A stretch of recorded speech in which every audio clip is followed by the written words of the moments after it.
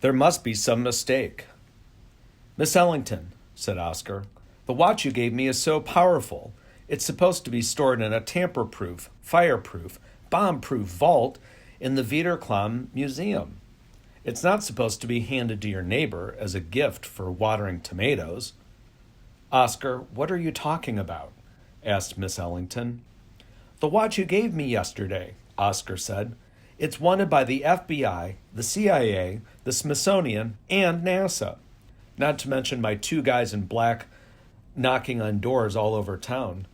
There must be some mistake, insisted Miss Ellington, because the watch I gave you was a simple pocket watch. It belonged to my late husband, Mr. J.J. Ellington. He wore it in his vest. I found it when I was cleaning out his sock drawer. No, said Oscar, the watch you gave me had the ability to stop time. You're being ridiculous, Oscar, said Miss Ellington. I know, said Oscar, but everything I'm saying is true. I've had enough of this conversation. You can't just come over here, knock on my door, and accuse me of giving away powerful watches, declared Miss Ellington. She glanced at her kitchen clock. It's getting late. Shouldn't you be preparing for your game?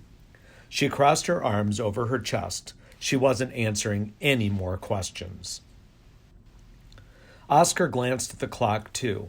Only 45 minutes until rap warm-ups.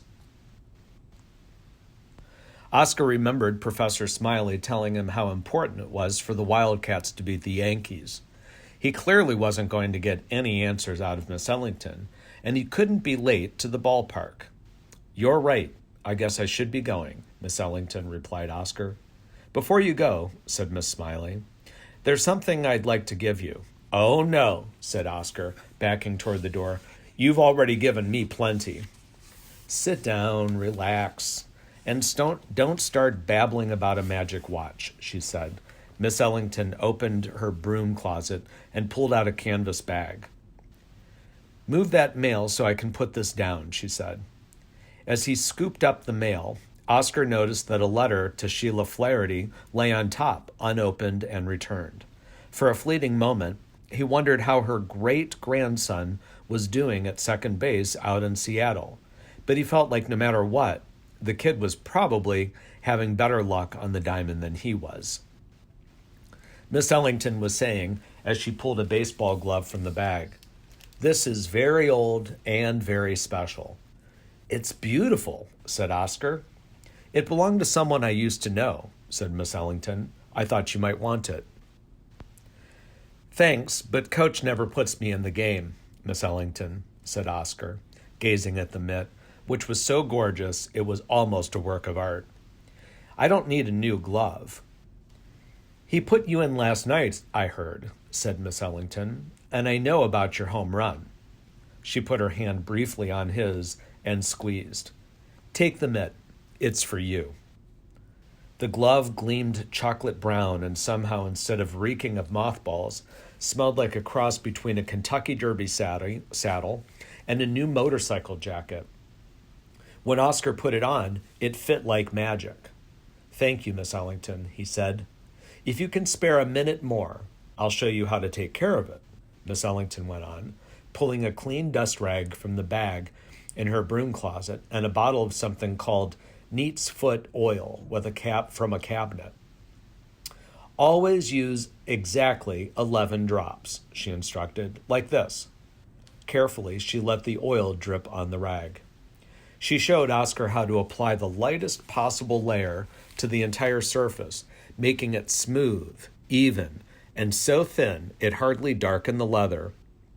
"Work it in all the way," instructed Miss Ellington. With the rag, Oscar rubbed the oil in. Between the fingers, into the webbing, into the stitching. "The inside of the glove, too," prompted Miss Ellington. "People forget, but it's important because your hand sweats on the leather and dries it out from within." "Sometimes it seems like you know more about baseball than I do," said Oscar. "I've been around a long time," said Miss Ellington. "I've picked up a few things." You picked up a lot about baseball," observed Oscar. She was quiet for a bit. Then she said slowly, I used to play baseball, Oscar. Really? Why didn't you ever say? Asked Oscar. It's not something I think about that much, Miss Ellington said sadly. I wish I could have seen you play, said Oscar. Was this your glove?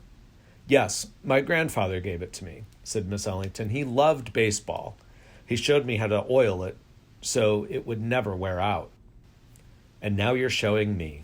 Thank you, said Oscar. Miss Ellington was quiet for a while, looking at the glove. Just remember, when life confuses you or people disappoint you, she paused to glance out the window at his driveway next door, and Oscar knew she had watched his whole conversation with his dad. It helps to do something simple, concluded Miss Ellington. Like oil a glove, said Oscar. Or water the garden, said Miss Ellington, or write a letter, said Oscar, and mail it. Or write a letter and mail it, affirmed Miss Ellington quietly. Thank you, Miss Ellington, said Oscar. If I never use it in a game, even if I just warm up with it, and shag flies in practice and toss pitches off the backstop and catch them on my own, this glove is perfect. Good luck tonight, said Miss Ellington. Oscar left, feeling hopeful. He might have destroyed the universe and lost the most powerful object known to man, but his new mitt filled him with optimism. You're starting tonight. Oscar arrived early for the game at Mount Etna Diamond. Before he ran onto the field to warm up, he stood outside its looming walls and briefly contemplated their old-fashioned grandeur. Mount Etna Diamond was the league championship park, with parapets of cement and arches of stone, like a real old-fashioned baseball stadium. Back in the day, the minor league, Mount Etna Mountaineers, used to play here from 1943 to 1977. And though the Mountaineers were long gone, their stately stadium remained. Now the Wildcats were playing in it to earn their place in history. The light seemed strange, glaring, and harsh. Somewhere up there, Oscar mused as he scanned the sky. A second sun was hurtling through space, closing in, soon to take its place next to the bona fide sun. And before too long, people would notice. Indigo, hollered Coach Ryan. Stop lollygagging around and get on the field.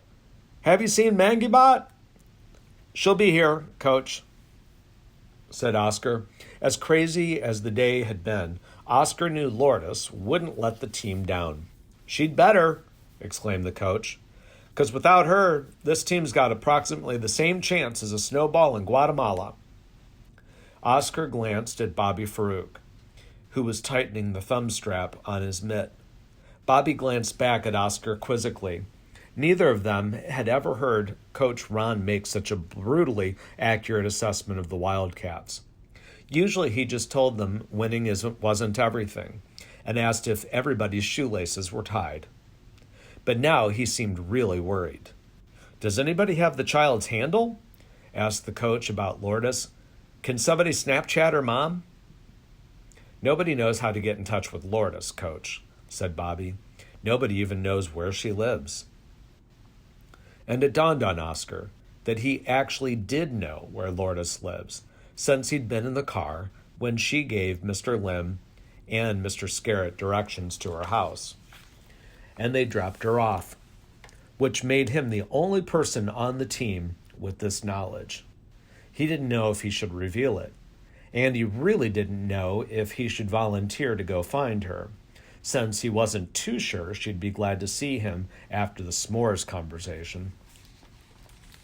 Luckily, at that moment, he heard footsteps approaching from behind the dugout. Lourdes herself, much improved after Mr. Lim's miracle cure. Lourdes saw Oscar, and her gaze went right through him as she contemplated the invisible sights that only she and a few Greek heroes and maybe Mets all-star pitcher Jacob deGrom could see. It was like Oscar wasn't there at all. Very different from a few hours ago. Oscar reflected. He'd really blown it.